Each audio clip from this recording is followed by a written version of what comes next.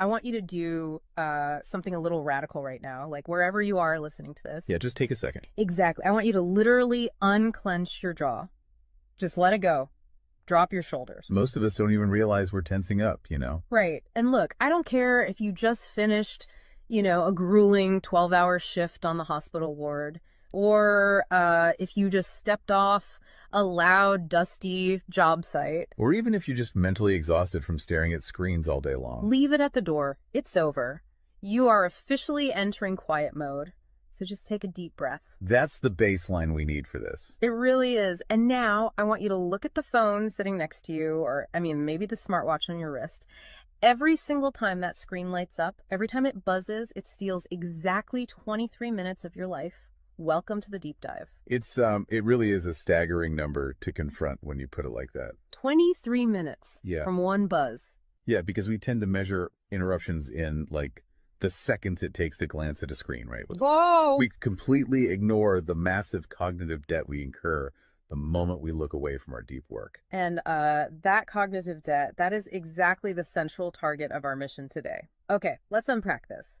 We are exploring The Sovereign Architect's Guide by Chillstar 08.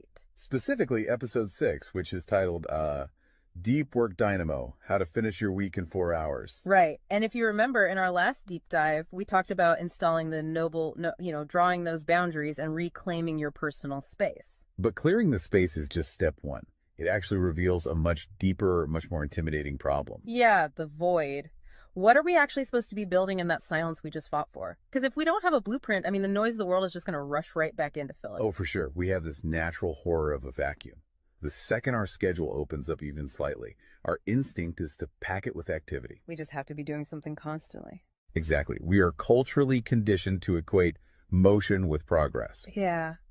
But Chillstar 08 introduces a really brilliant distinction here. She talks about the trap of idling. I love this concept so much. Think about a car engine, right? Mm-hmm. The engine is running, the pistons are firing, it's burning through all this expensive fuel, making a ton of noise and vibration. But the car is in park. Yes, it isn't going anywhere, and that is what most of our daily quote-unquote busyness looks like. We feel incredibly productive because we are in constant motion. Right. You check a text message while you're sitting at a stoplight. Or you answer a quick email while walking from your car to the front door. You stare at a spreadsheet on your laptop while, your family dinner is sitting right in front of you, literally getting cold. And that right there is the illusion of productivity. You end your day feeling physically and mentally depleted because you were constantly doing something. So you didn't actually do anything that matters. Exactly. If you step back and evaluate your legacy, the deep, meaningful work, the art, the business strategy, the relationships. Right, the relationships that actually move your life forward. None of it progressed. You spent 8 hours idling. You were everywhere, which means you were truly nowhere. Man, that hits hard. And this brings us back to that terrifying 23-minute statistic from the research she cites. I don't want to just gloss over this. No, we definitely shouldn't. Because understanding the mechanism behind it is crucial. Why does a 5-second distraction cost us almost half an hour? It basically comes down to how our prefrontal cortex manages working memory. Your brain is not a computer processor that can just run multiple applications in parallel. Right. We can't actually multitask. Exactly. When you are doing deep work, say writing a complex proposal, your brain loads this massive fragile web of context into your working memory. Like holding all the pieces of a puzzle in your hands at once. Yes. You're holding multiple variables, ideas, tones all at once. So when your phone buzzes and you glance at a text from your partner asking about groceries, your brain is forced to execute a context switch. So it has to dump all the proposal data just to load the grocery data. It literally flushes the working memory buffer, yeah. It has to process the new rules and the emotions associated with that text message. Wow. And then when you turn back to the proposal, you cannot just pick up where you left off. Your brain has to laboriously rebuild that entire web of context from scratch. Oh, I hate that feeling. Were you just staring at the screen like, what was I even saying? Right. It has to retrieve the thread of your argument. Remember the tone you were using, recall the variables. That rebuilding process takes an average of 23 minutes of cognitive effort, And it burns a ton of energy doing that, right? massive amounts of glucose. That explains so much. I mean, that is why people hit 5 p.m. and feel physically exhausted, almost sick to their stomachs. Even if they've just been sitting in a really nice ergonomic chair all day. Exactly. They haven't been doing deep work. They've been doing cognitive gymnastics, just constantly flushing and reloading their working memory. They are burning fuel just to stay in park. So, okay, let me bring in what I like to call the transformer concept here.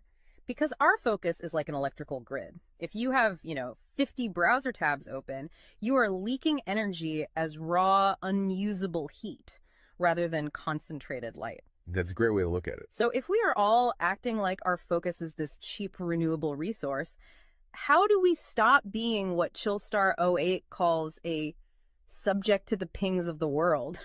I mean, how do we actually become the architect of our attention? Well, what's fascinating here is how she frames the philosophical shift we need. She says utility does not equal value.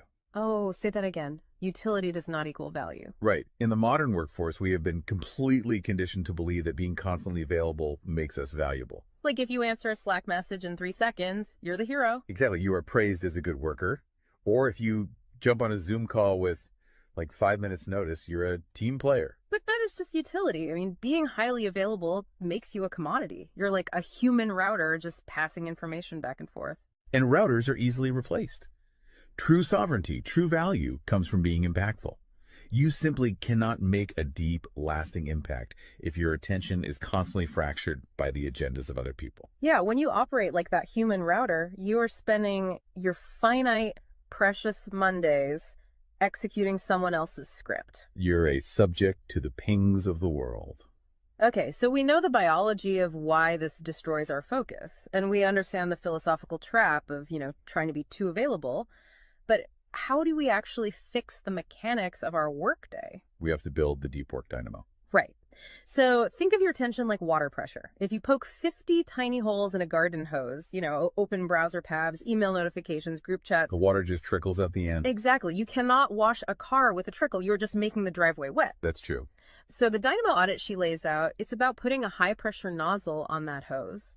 It narrows the opening to create a stream powerful enough to actually blast through the dirt. And the first step in that audit is auditing the physical environment itself. She calls it analyzing your signal to noise ratio. Okay, so visualize your workspace right now. She asks you to determine if it is a sanctuary or a transit hub. Let's be honest. Most of us are operating in transit hubs. A transit hub is a place of constant arrival and departure. People walking by, announcements over the loudspeaker, just a blur of motion. Yeah, and you can't build a legacy in a train station.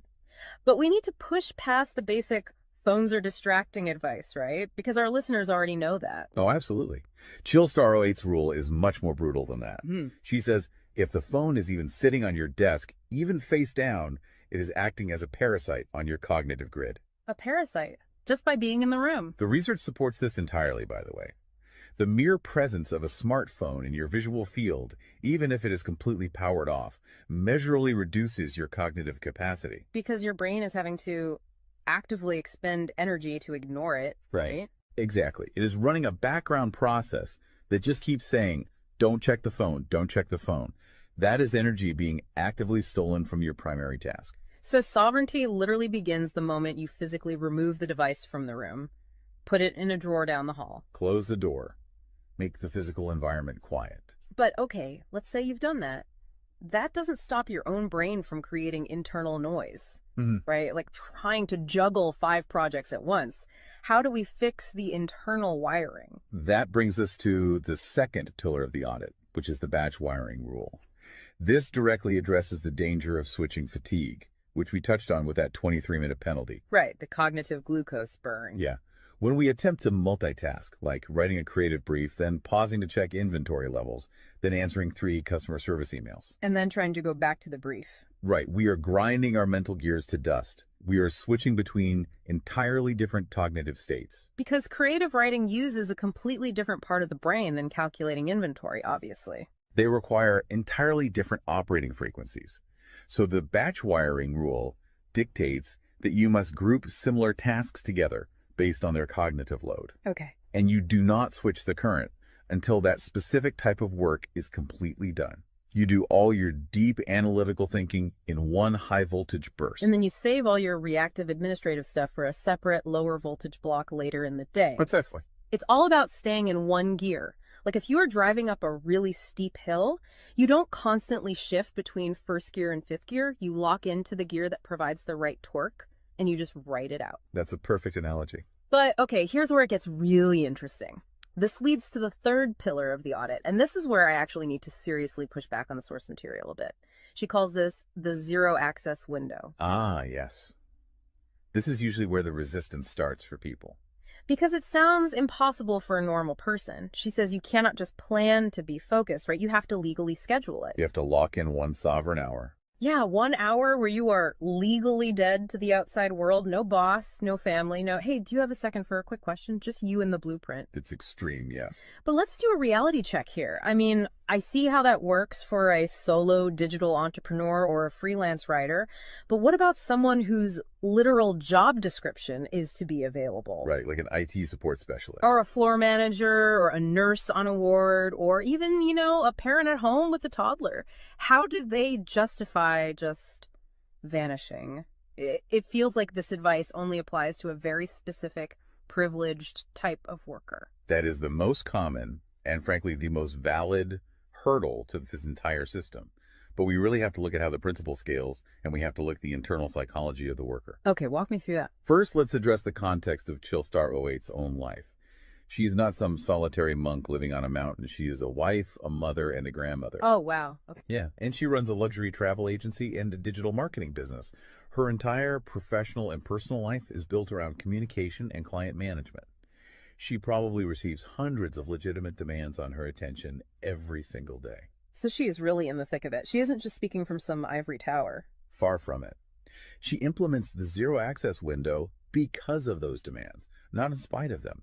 Now, for the IT manager or the nurse, obviously, you cannot vanish while on active duty if your role is acute response. Right. You can't ignore a burning server or a patient monitor. Exactly. But the principle applies to the deep work surrounding the active duty, the scheduling, the charting, the strategic planning. Even in highly reactive jobs, there is legacy work that gets pushed to the margins. That makes sense. And the challenge isn't just logistical, it is deeply psychological. It's the internal guilt, isn't it? Yes, exactly. People feel like bad employees or bad parents or bad partners when they set a hard boundary. Yeah. We tie our entire self-worth to our responsiveness. We think, if I am not instantly available, I am failing them. Man, that is so true. We feel guilty for taking an hour to ourselves. But setting a zero access window is not about neglecting your family or your team. It is about condensing your high level work into massive, high impact bursts of energy so that you can actually be present later. Wow. Okay. Consider the alternative. If you don't carve out that absolute focus, you end up giving your family or your team partial fractured attention for 12 hours straight. Exactly. You are physically at the dinner table, but mentally you are drafting an email. Or you are sitting on the floor playing with your kid, but you're checking a Slack notification over their shoulder. You are trading constant low quality availability for scheduled high quality presence. It is entirely about communicating boundaries to protect the quality of the time you do give people. You tell your team, look, I am going offline for 60 minutes to finish this crucial report. If the servers literally catch fire, call this specific emergency number. Otherwise, I will address all questions at 11:00 a.m. Right. You aren't vanishing to hide. You are vanishing to get the work done efficiently so you can actually live your life. Which brings us to the ultimate why behind this entire system. Because once you fight through that guilt, once you build this 4-hour fortress, you have to know what it is all for. It's not just about becoming a hyper-efficient robot. No, because if you use these tools just to do more of your boss's busy work or to take on 3 more stressful projects, you have entirely missed the point. You are just speeding up the treadmill. If we connect this to the bigger picture, the destination we are driving toward is a concept she calls passive magnetism. Okay, break down passive magnetism for us, because it sounds a bit abstract. Think of it as the gravity your work generates when it is undeniably good. Most people operate with active desperation. They are loudly networking, constantly posting, aggressively chasing clients or promotions. Just relying on sheer volume to get noticed. Right. Passive magnetism is the exact opposite. It is the ability to attract results, clients, wealth, legacy, or respect through the undeniable quality of your deep work. Because you actually took the time to build something substantial rather than just talking about building it. Yes, when you engage the deep work dynamo, you produce work so concentrated and so valuable that it acts as a magnet. You don't have to chase the market comes to you. And the ultimate prize of achieving that passive magnetism isn't just more work. The prize is time. Time is the ultimate currency.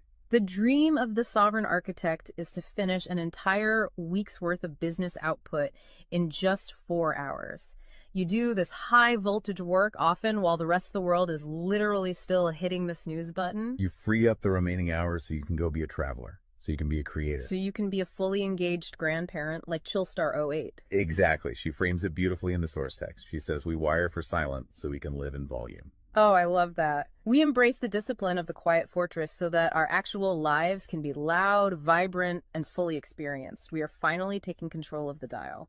But, making that shift from a frantic, reactive employee to a calm, sovereign creator requires a massive shift in identity. You have to tune your mind before you sit down to do the work. It is really difficult to just sit down at a desk and instantly command your brain to perform deep work, right? Especially if you've spent the last hour navigating traffic and listening to the news. You need a transition ritual to cross that threshold. And Chillstar 08 provides something for this transition called the Chillstar's Creed. It is designed to be a grounding frequency. It really centers you. Yeah, so I want you, the listener, to use this. I want you to imagine a slow, steady heartbeat in the background. Just a deep, resonant 528 hertz frequency. Just let the frequency of these words settle into your mind before you initiate your deep work. Ready? Take it in. I am grounded in peace. I am reaching for my stars. My light is my own. I am a star and I will shine bright. I will reach for the sky. I release what was. I embrace what is becoming. Using a creed like that is just such a powerful behavioral trigger. It really shifts your state. When you speak those words, even just internally, you are consciously reminding yourself that your light, your focus, your energy is your own. It does not belong to your inbox. This does not belong to the algorithm. Right. You are releasing the frantic energy of the morning and embracing the sovereign focus of the architect. So we always want to translate this high-level theory into ground-level reality for you. We don't want you to just listen to this and go right back to idling. Definitely not. Here's your 1% install. This is your micro-win to take action on this deep dive immediately. Tomorrow morning, before the world starts demanding your attention, before you check a single news site or open your email, I want you to set a timer for exactly 60 minutes. Put your phone in another room entirely. Yes, physical distance. Do not open any extra browser tabs. Pick one legacy task, just one, and flip the switch on your very first sovereign hour. And be prepared for it to feel incredibly uncomfortable at first. Your brain will crave the dopamine hit of a notification. Oh, you will feel an almost physical itch to check your messages. But if you can sit in that silence, if you can endure that initial friction, you will watch the dynamo start to spin. You will enter that flow state, and the old blueprints of hustling and grinding will be completely burned away. And look, if you want the actual templates to automate this piece, the specific tools and step-by-step guides to build the system out completely and protect your location-independent freedom, you can join the Sovereign Fortress on the Chillstar 08 school community. All the blueprints are there waiting for you. They really are. As we wrap up this deep dive, I want to leave you with one final thought to explore on your own. We have spent this entire session talking about the mechanics of work. We've talked about condensing your week's output into just 4 hours of pure, undistracted focus. But if you actually achieve that, you're going to be faced with a beautiful, kind of terrifying question. What's that? Who are you going to become in the remaining 164 hours of your week? What if your true legacy has absolutely nothing to do with what you produce while you are busy, but entirely to do with who you are when you are finally completely silent? Wow. Unclench that jaw.